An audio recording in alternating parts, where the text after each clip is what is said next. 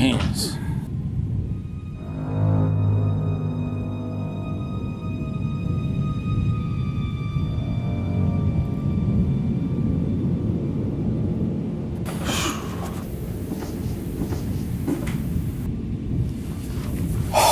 Oh, this feels good.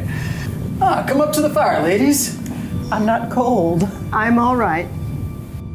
Now, Mr. Hale, before we start moving things about, why don't you tell Mr. Henderson just what you saw when you got here yesterday morning? By the way, has anything been moved? Are things just as you left them yesterday morning? Just the same. When the temperature dropped below zero last night, I had Frank come out here, build us a fire. No point in getting pneumonia with a big case on. And I told him not to touch anything but the stove. And you know Frank. Somebody should have been left here yesterday morning. Oh, yesterday. When I had to send Frank out to Mason City for that man who went crazy. I want to tell you, I had my hands full yesterday. And I knew you could get back from Omaha by today, and as long as I saw to everything myself, I saw no... Thank you, Sheriff.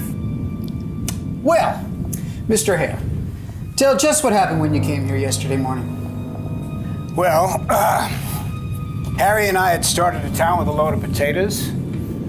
We came along the road from my place, and when we got here, I said, I'm gonna go in and see if I can't get John Wright to go in with me on a party telephone.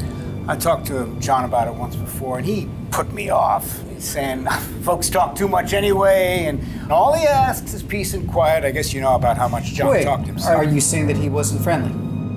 I didn't say that.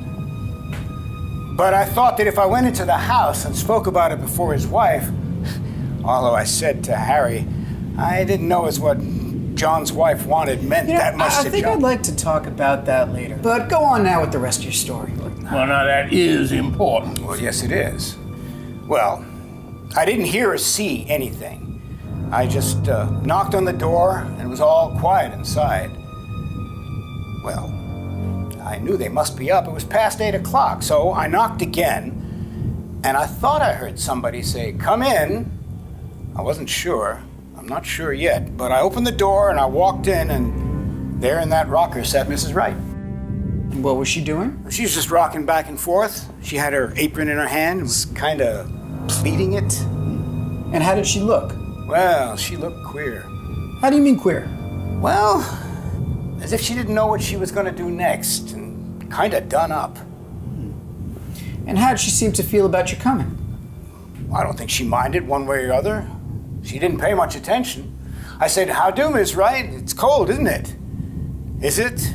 she said, and just went on pleating at her apron. Pleating at her apron? You know what pleating is, don't you? I mean, that seems clear enough. No, you go ahead, Mr. Hale. Pleating, you know, like folding, only queer. Anyway, I was surprised. She didn't ask me to come up to the stove or to sit down. She just sat there, not even looking at me. So I said, well, I'd like to see John. And she laughed. Laughed? Well, I guess you'd call it a laugh. You know what a laugh is, don't you, Mr. Henderson? So I thought of Harry and the team outside, and I said, kind of sharp, "Well, can't I see John?" "No," she said, kind of dull-like. "Well, why can't I see him?" "'Cause he's dead," says she. She told you he was dead? Just nodded her head, not getting excited, just rocking back and forth. "Well, where is he?" says I, not knowing what to say. And she just pointed upstairs, like that. And so I got up, thinking to go upstairs, and I walked from there to here, and then I said, "Well, what did he die of?" "He died of a rope around his neck," she says, and just went on pleating at her apron. My God. Well, you go on, Mr. Hale. Well, I went outside and I got Harry. I thought I might need help. So we both went upstairs, and there he was, just lying. I think I'd rather you go into that upstairs where you can point it all out. Just go on now with the rest of the story. Well, my first thought was to get that rope off. But Harry, he just walked right up to him and he said, no, he's dead all right. We better not touch anything. So we both came back downstairs and there she was, sitting the same way. Anybody been notified? I asked. No, she says, unconcerned. Mrs. Wright, who did this? Says Harry. He said it kind of businesslike. And she stopped pleating her apron. I don't know, she says. You don't know? Says Harry. No, he says. You were asleep in the bed with him? Yes, but I was on the inside. Somebody slipped a rope around his neck and strangled him, and she didn't wake up. That's what she said. I didn't wake up. Well, we must have looked as if we didn't see how that could be, because a minute later she said, I sleep sound. Well, Harry wanted to ask her more questions, but I said maybe we ought to let her tell her story to the coroner first or to the sheriff. So Harry went as fast as he could to Rivers' place where there was a telephone. Yeah, you did good, Mr. Hale. And what did Mrs. Wright do when she knew you had gone for the coroner? She moved from that chair to that one over there. From that chair to there? Yep, and just sat there with her hands together and looking down.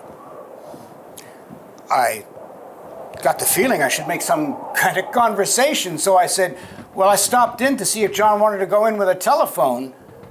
And she began to laugh, and then she stopped and looked at me.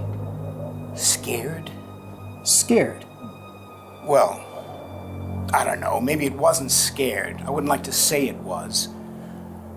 Anyway, soon Harry came back, and then Dr. Lloyd, and then you, Mr. Peters, and I guess that's all I know that you don't. Well, I guess we'll be moving on upstairs now. Just a minute, Sheriff. You're convinced there's nothing important here? Nothing that would point to any motive? Nothing here but kitchen things. Ladies? Does it seem just like kitchen things to you?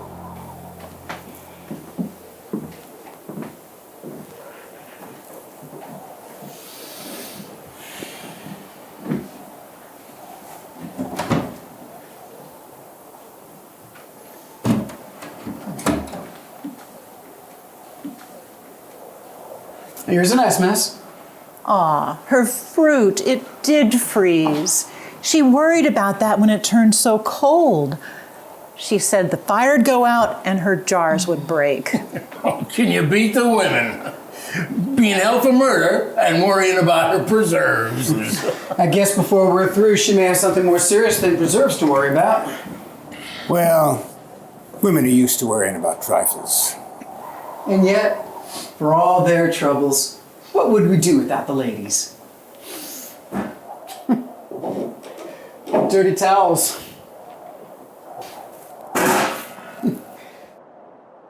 Not much of a housekeeper, would you say, ladies?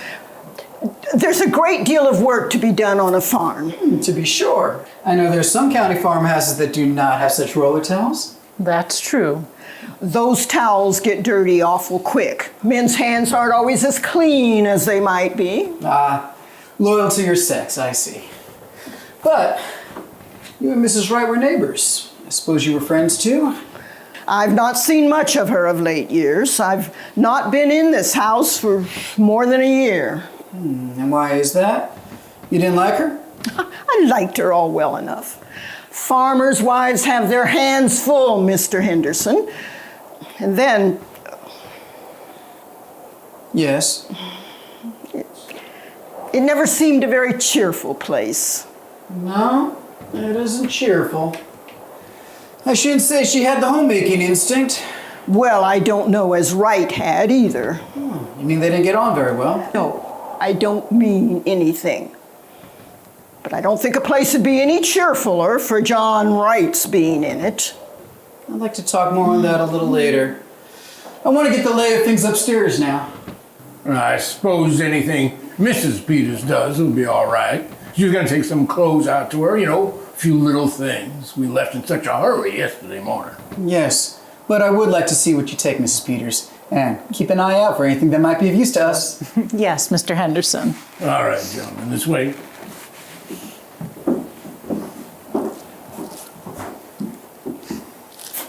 I'd hate to have men coming into my kitchen, snooping around and criticizing.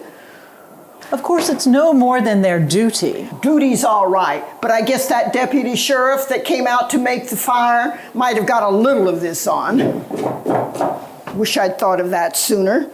It seems mean to talk about her for not having things slicked up when she had to come away in such a hurry. Yes. She had bread set. She was going to put this bread in the bread box. Oh, leave it be, Mrs. Hale. It's a shame about her fruit. I wonder if it's all gone. No, I think there's one here that's all right, Mrs. Peters. Yes, it's cherries, too. I declare I think that's the only one. She'll feel awful bad after all her hard work in the hot weather. I remember the afternoon I put up my cherries last summer. Well, I must get those things from the front room closet.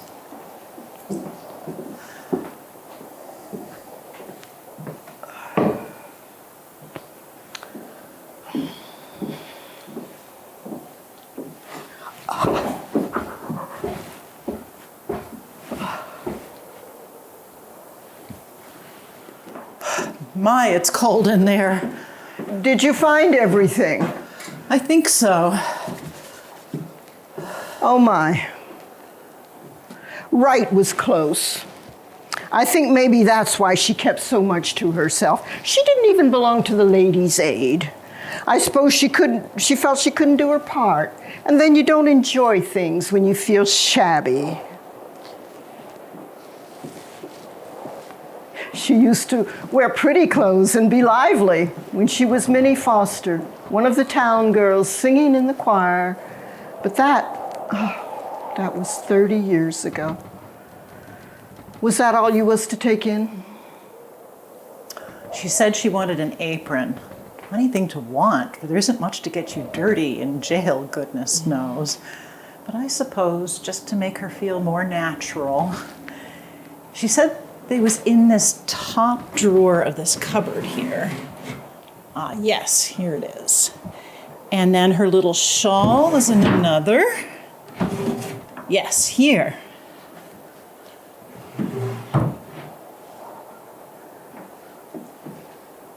Mrs. Peters, Yes, Mrs. Hale? do you think she did it? Oh, I don't know. Well, I don't think she did. Asking for an apron and her little shawl. Worrying about her fruit. Mr. Peters says it looks bad for her. Mr. Henderson's awful sarcastic in a speech, and he'll make fun of her saying that she didn't wake up. Well, I guess John Wright didn't wake when they was slipping that rope under his neck. No, it's strange. Must have been done awful crafty and still. They say it was such a funny way to kill a man, rigging it up like that. That's just what Mr. Hale said. There was a gun in the house. He says that's what he can't understand. Well, Mr. Henderson said coming out that what was needed for the case was a motive, something to show anger or sudden feeling. Oh, well, I don't see any signs of anger around here. It was wiped to here.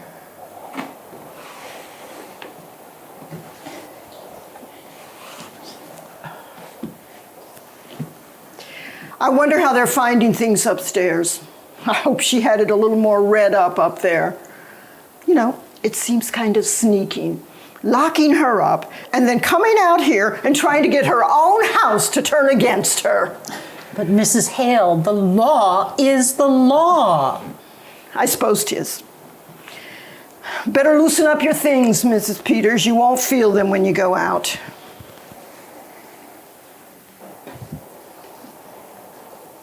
Yes, Mrs. Hale.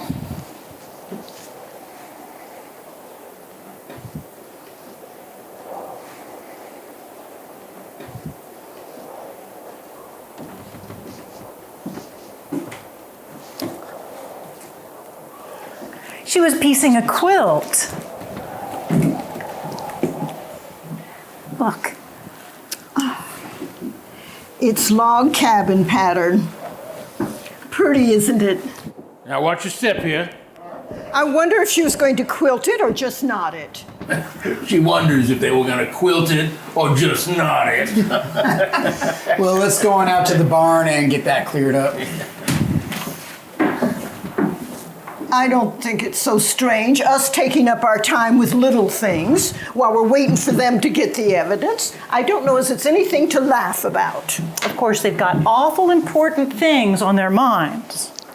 Oh, this is pretty. Oh, look at that.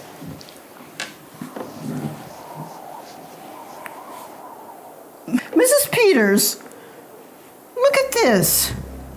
Here, this is the one she was working on, and look at the sewing.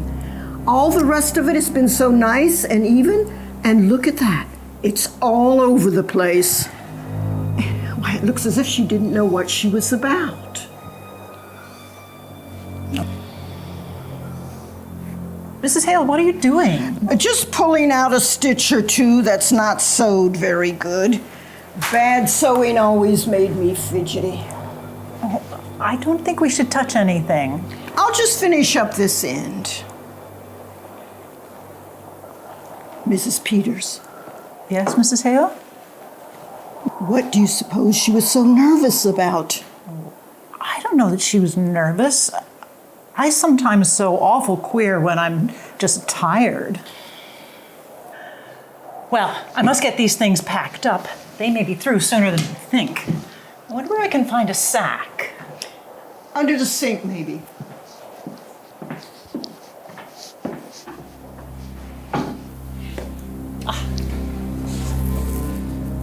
Why, here's a bird cage.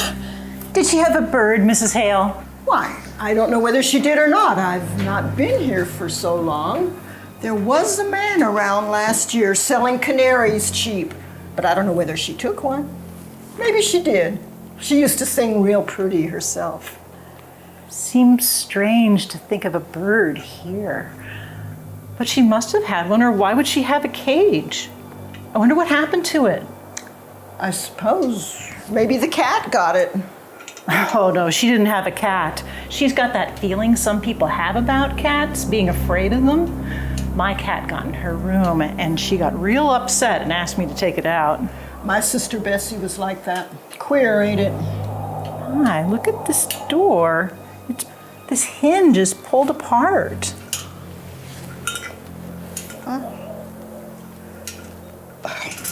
It looks as if someone has been rough with it.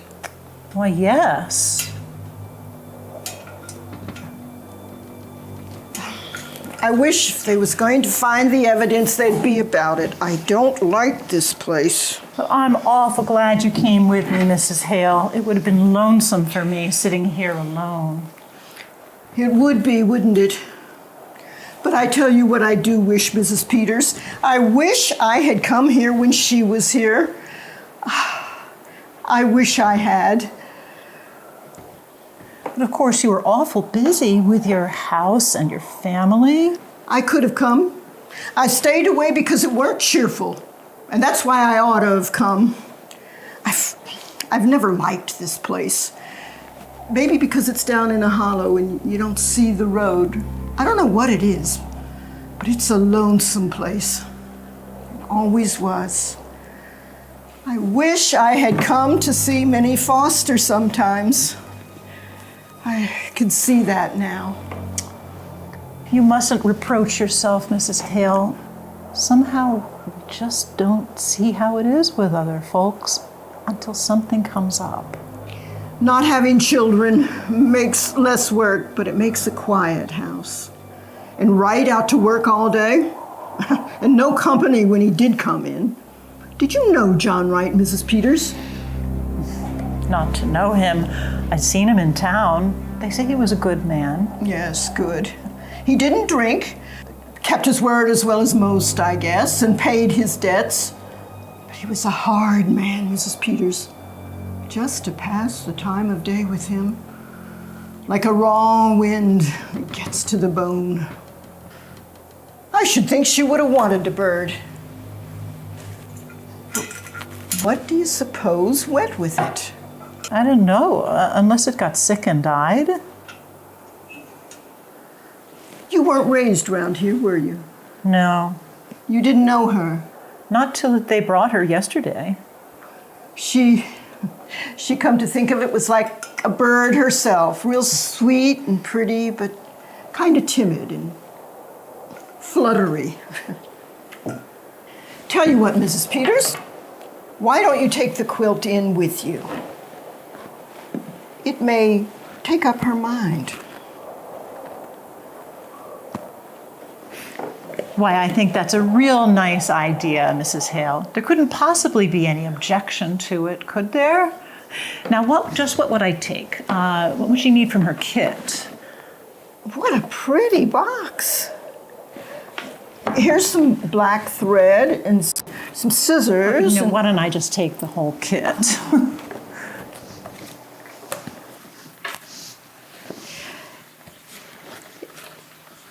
It's like something somebody would give you. I wonder what's inside. There's something wrapped up in this handkerchief. Oh, Mrs. Peters. It's the bird. But Mrs. Peters, look at it. Its neck, look at its neck. It's all other side too. Somebody wrung its neck. Well, he sure kept his barn in right order. Well, ladies, have you decided if she was going to quilt it or to knot it? We think she was going to knot it. Well, that's interesting, I'm sure. Oh, has the bird flown? We think the cat got it. Oh, is there a cat? Well, not now. They're superstitious, you know. They leave. There's no sign at all of anyone having come from the outside, their own rope. Let's go up again and go over it piece by piece. It had to have been someone who knew the layout of the house and maybe what time they went to sleep.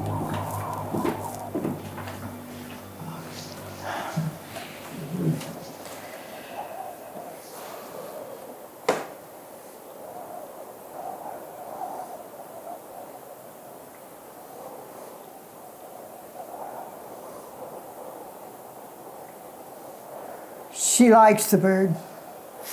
She was going to bury it in that pretty box. When I was a girl, my kitten, there was a boy who took a hatchet, and before I could get there, before my eyes,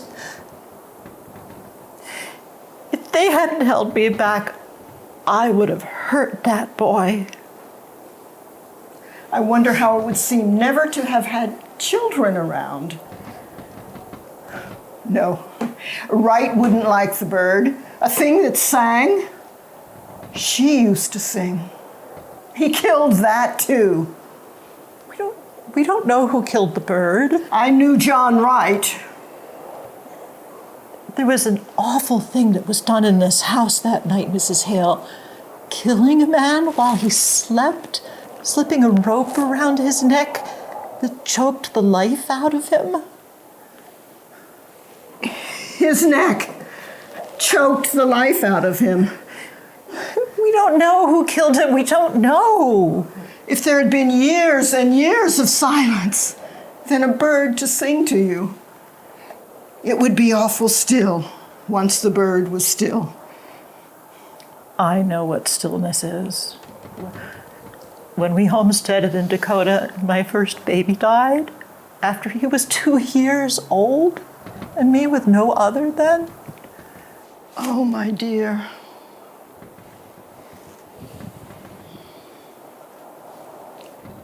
When do you think they'll be through looking for the evidence? I know what stillness is.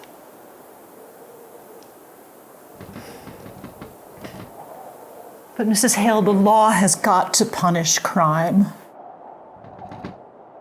I wish you would have seen Minnie Foster when she wore a white dress with blue ribbons and stood up in the choir and sang. Oh, I wish I had come over here once in a while. That was a crime. That was a crime.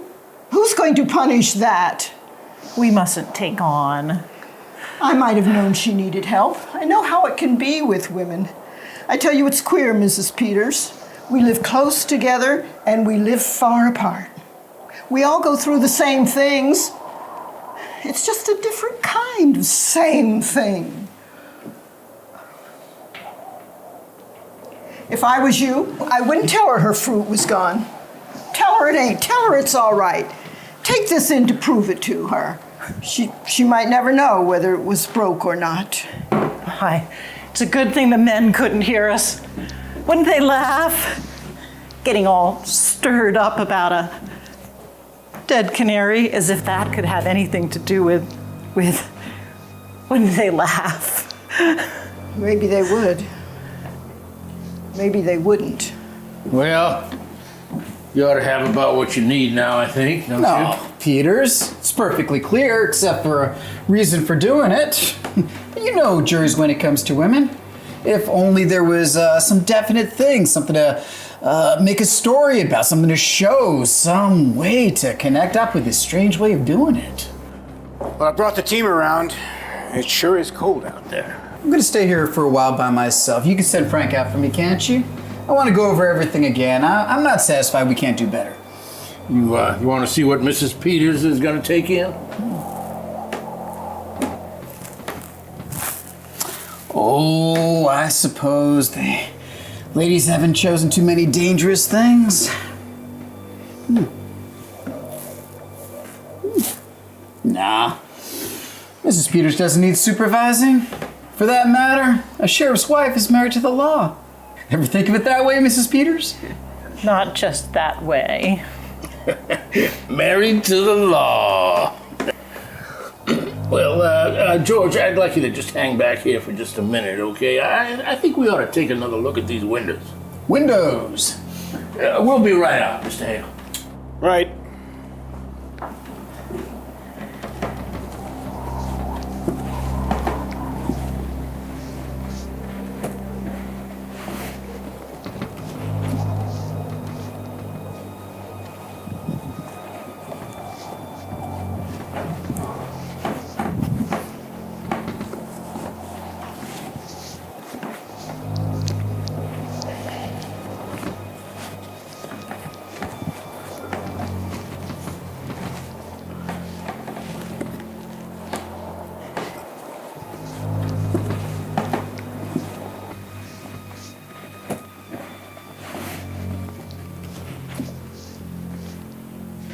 Well, Henry, at least we found out she was not going to quilt it. She was going to... What is it you call it, ladies? We call it knotted, Mr. Henderson.